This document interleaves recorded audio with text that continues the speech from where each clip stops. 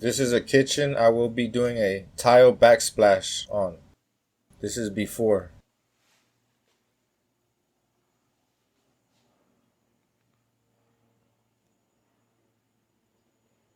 Did Sluter bar edges, installed all the tile.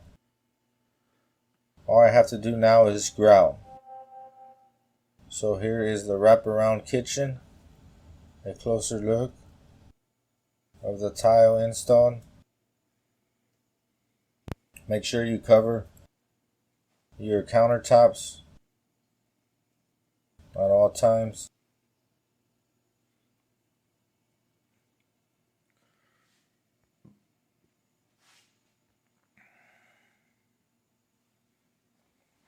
Make sure your tile is behind the ears on the switches. So here's a final. It is grouted, cleaned up.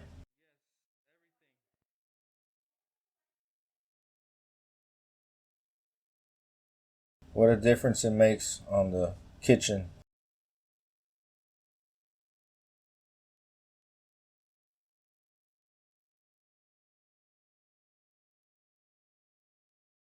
Subscribe to see more videos like this. Thanks.